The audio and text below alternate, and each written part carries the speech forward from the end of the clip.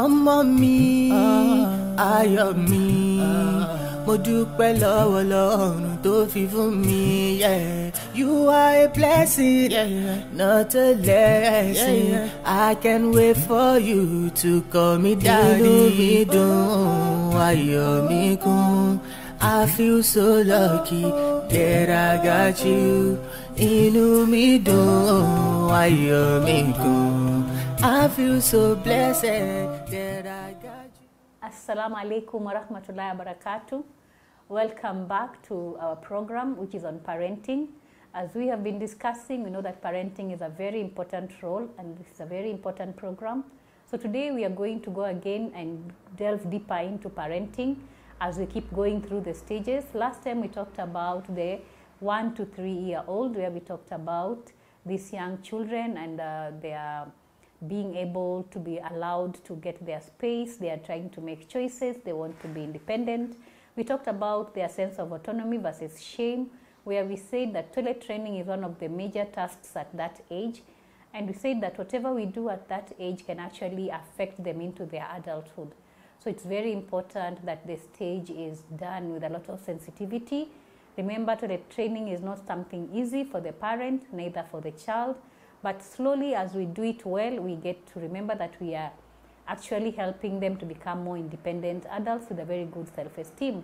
So today we are going back and going to the other stage, which is 3 to 5 years. And this is the stage where we know the child is now leaving the home. From what we've been discussing all along, this child has been in the house with the mother from the time the child was born up to the age of 3. We know that most children leave our homes at 3 to start preschool, and baby class, most of them start at 3 years. And I know that we mothers at that point are like, we just want them out of our hands for some time, which is good for us because we've really been doing a lot of work and we need to breathe. I know we all want to breathe at that time because taking care of these kids is not a joke, it's a lot of hard work. So when this child is leaving the home at 3 years, remember, the child is used to being with the mother. The child is used to being within the home environment. The child is used to the people that he's always seen from the time they have been born, and now they are going out into the world for the first time. This is the first time we are trusting somebody with our little one. It's the first time they're going into a new environment with new children and a teacher. So it's not easy for the child and it's not easy for the parent. This is the first time we're actually letting go. Remember, we said we are starting to learn how to let go as parents so that we don't become intrusive mother-in-laws and father-in-laws later on in life. So this is a first point in letting go. So what happens to this child when they are leaving our homes and going into this school? So the most important thing to remember is before you let your little one out, you must go around and check out the school. Where are you taking your child? Is the environment safe? Does it have the values that you want impacted on your child? Do they have the activities that you'd like your child to learn? Is it what you actually want for your child? And I always say, as a parent, please don't look at the buildings. Don't look outside and see a lovely gate, a lovely building and say that's a nice school. It's very important that you walk into the school, feel the atmosphere of the school, feel the children. Do they sound happy? Are they happy to be in that school? Check the classrooms. Do you love the classrooms? Do you like what you see? Check the washrooms. Are they what you'd like your child to use? And also check the diet. What is the diet the children are going to be having in that school? And also look at the teachers. Do they look happy? Do they look like they know what they're doing? And also at times it's very important to ask what is the curriculum and also have an idea of it, because this is where your child is going to spend their first time in a school. So you want to know whether your child is in the right place. It's very important that you're very sure. So for you not to have jitters, please do your homework. Take a walk. Don't just look at the buildings. Go in and see what is really happening. So Alhamdulillah, I know we have very many Muslim schools currently that have a very nice Islamic syllabus. So it's very important that still you go and find out if actually what they're doing is what you want for your child. Now, what happens at this age? This age, we have what we are calling initiative versus guilt. A 3-year-old, even if you tell them to draw an elephant, they'll draw for you an elephant. They'll not tell you, I don't know how to draw an elephant. Tell them to draw a tall building, they'll draw for you a tall building. Tell them to do anything, they are always willing to initiate. They always believe they can do it. So what happens? Why do we become human beings who cannot? When do we start saying, I'm sorry, I cannot draw an ostrich? I'm sorry, I don't know how to draw an elephant. Where did we start saying, I'm sorry, I can't? Because this child, when you give them a paper, tell them to draw anything, they'll draw anything, and they'll be very excited. And I am a teacher by profession also. So the first time I went into a preschool, and I remember giving a child a paper and asking them to draw, ask them to draw their mom, and they actually drew. And what they drew to me didn't look like a mother. But the minute I told them, talk to me about what you have drawn, and she explained, this is my mom, look at her lovely hair, this is her dress, it has flowers, my mom likes, and she could explain everything she had drawn. Though for me, it didn't look something to talk, to bring home or to shout out about. But the most important thing to remember is that children can draw from their own hearts and can explain what they have drawn, even though it doesn't mean anything to you or doesn't seem to make as much sense to you. So children are people that we can actually nurture the initiative that they have. So once they come into the play school, they're coming in with a lot of initiative. These are children willing to try out anything. They want to initiate, they want to play, they want to come up with new things.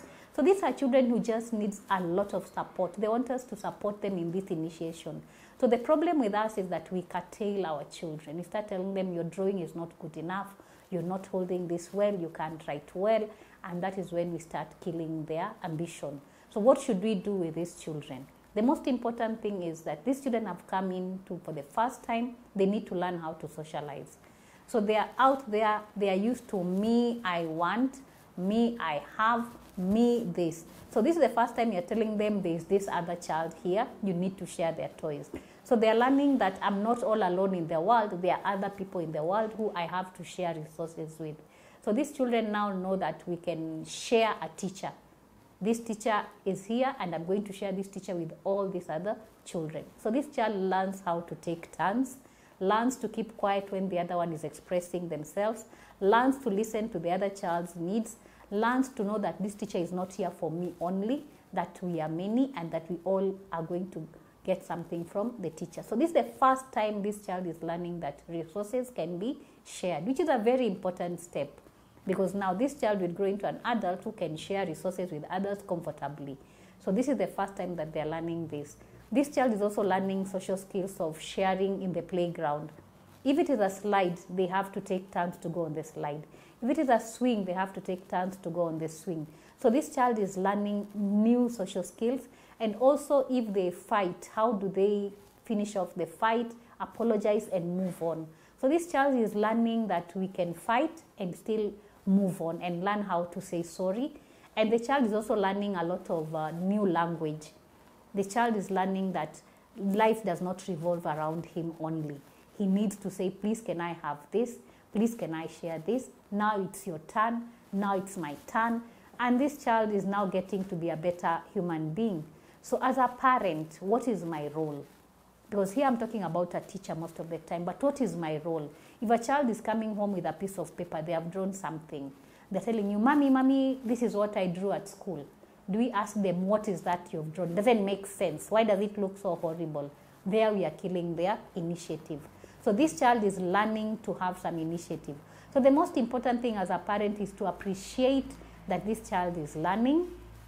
This is the time when they take the crayons and write all over our walls. When we get so upset, you come home and you find you have drawings all over the wall. They are initiating. So what should we do? Should we tell them, don't draw on the walls? If I find my walls dirty, I'll kick you out of my house. Because we usually get so upset. But what I usually say, why don't we accommodate these children? When they come, have a place for them, have crayons, have pieces of paper. Once we show them that we have materials, they will not need to write on the walls. And if they write on the walls, we can wash the walls with them. So they learn that, oh, when I write on the walls, we need to wash the walls. So there is some consequence to it. But we are not killing the initiative. We are telling them, okay, here is a paper, draw your stuff here. So what we need to do is to have toys that these children can use to initiate even more things. I like building blocks, which they can build stuff with. They can build houses, they can build things. from zero to initiating and having something that they can actually see and talk about. So it's very important as a parent also, what kind of toys are we buying for our children? Are we just buying them things that we want to show off, or are we buying things that we feel can help them to have more initiative in their lives? So this is an age where if we kill that initiative, this child will grow up to be a grown-up who will never ever initiate anything. And these children, if we don't do a good job of initiating and giving them the support, the confidence, they might be people who will just be led. They will never be leaders. So this is the time when we start grooming leaders. So as a parent, as a teacher, it's very important to realize that we are now grooming a leader, and a leader will only be groomed if we allow them to initiate. So in school, the first time they walk into school, the first time they're initiating, the first time they'll go into a sandpit and actually take and make a cake and tell you this is a cake. So do we tell them that is not a cake? No. We start admiring their initiation and start giving them hope that they can do even much more. So even at home as parents, we should always be very appreciative of what they are doing, admire their work, encourage them. Don't say this A does not look like an A. Tell them you're doing a good job, keep doing it, and I love what you're doing. So as parents, as teachers, let us be very, very creative when we are with these children. But it's very important that we need to ask ourselves, do we need to take these children physically ourselves to school, or do we just give them out to somebody to take them? So if it is possible, it's very important, especially the first day of school. The child should not feel like they're being thrown away or like they're just being taken away, that you're happy they're not there. So it's good to go there with them the first day, and it's good for the children to know that at the end of the day you'll be there to pick them, because this is a new environment, very frightening for them. So just having the idea that my mom would be here to pick me up or my dad will be here to pick me up will actually help them go throughout the day. And at times you can even spend some few minutes in the school or a few hours in the school compound, so that they can just sense that we have somebody around. They can still feel happy that their parent is around. And when it's time to pick them up, don't be late the first day. It's very scary. The first day when they are going home, they are seeing other parents and they see you're not there, it wouldn't be very nice for them. So it's very nice that we try and be early. And I remember I had a child in the class where I used to teach, and anytime it got to 3 o'clock, he would start crying. So I would ask him, why are you crying? And you tell me, my mommy might forget me because she has a newborn. And I say, why would she forget you? She might get into the bed with the baby and sleep and forget to come and pick me up. So every time he would cry. And I actually had a talk with the mom and told her to be coming a little earlier than any other parent. So she would actually come in, pop in, he would see her, and then he would relax until it was time to go home. So sometimes we might have children who have anxieties that maybe we don't understand. But even having a newborn, and this is the time maybe we'll also be having another baby, can actually affect them and the way they react when they go to school. So when we have a newborn, how do we behave around the newborn, and how do we make this child feel that he's still a part of the newborn? Because they feel like this one has taken over their place, they feel they are less loved, they feel maybe they're being taken to school so that you can have all the time you want with your new baby. So it's very important as parents that we understand that they're having these feelings. We should always appreciate their feelings and talk to them and explain to them that this is their brother or their sister and that you love them all. And to make them feel a part of this baby, have them help with the chores around the baby. Maybe if it's time to bathe the baby, you can ask them to bring the baby's clothes, choose what the baby is going to wear. You can ask them to bring the soap. You can have them help you in washing the baby, drying the baby, dressing the baby. So they start feeling they are a part of the baby, and the baby is not only yours alone, that they are all a part of it. So have activities which they can do with the baby and around the baby with you, so that they don't feel left out, because it can be very traumatizing for them. And something I always encourage is, if your friends are coming in to maybe bring a present for the baby, they can also bring something for the other children, so they don't feel left out. And when they come in, at times they always want to just talk about the baby. Like, how is the baby? Only about the baby. So also they should ask about the other children, so that they don't feel like they are left out. So what I encourage is, if you're visiting a newborn, please carry a present for the other baby. If you're asking about the newborn, also ask about the other children, so they don't feel like they're not a part of that family. So let's go on. So as we were talking about these children, we said 3 to 5, they are now in preschool, and they are learning how to hold a pencil, they are learning how to hold crayons, they are learning how to hold scissors, they are learning how to develop so many skills at a go. And most important thing is that these skills need a lot of encouragement. It's the first time they're doing these things. So we need to actually encourage them and have lots and lots of creative activities. And this is where I always say teachers have to be very creative, even with the discipline. How do we discipline at 3 to 5? Do we beat them? Do we shout at them? We are not supposed to beat children who are 3 to 5 years. We know Rasul Sallallahu Alaihi Wasallam never slapped any child, never beat any child. So who are we to beat? So we need to get creative, and this is where we need to have lots and lots of activities. These children have a lot of energy.